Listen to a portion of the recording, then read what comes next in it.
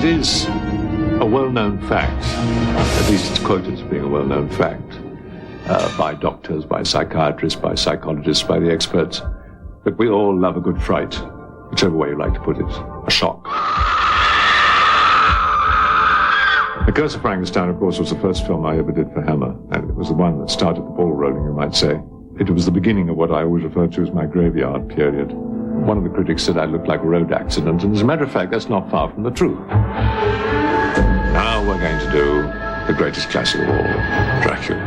And I suppose they thought that perhaps I was the right height, I had the right appearance, the right voice, or something like that. My revenge has spread over centuries and has just begun!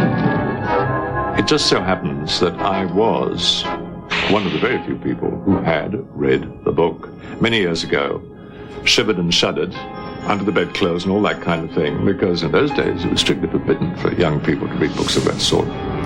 I realized from reading the book that the character was a very heroic character, to have this immense power over women and this immense physical strength, and a very romantic character, certainly irresistible to women, and also a very erotic figure.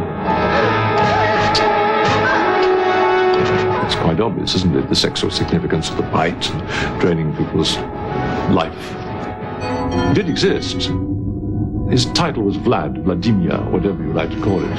He did things which are quite sickening.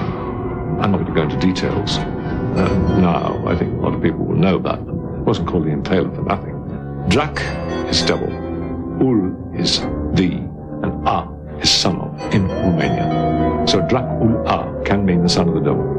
I never set out to terrify people. It's terrorism without risk, as far as the audience is concerned. Count Dracula! I never set out to terrify people, to drive them out of their wits. I summoned you! It was my will. Of course not. It is a form of entertainment. We had a lot of laughs. I mean, I have a somewhat perverted sense of humor. I frequently used to let it out in rehearsals, sometimes even in takes, when I knew the scene was no good. Of course, sometimes with these wretched contact lenses in, I could hardly see at all. I'd miss the camera when I was trying to grab somebody. We had a lot of laughs. It was great fun. Fun, that's the operative word. You don't get much of that today. See Christopher Lee as Count Dracula, next on TNT. Nobody plays vampires like TNT.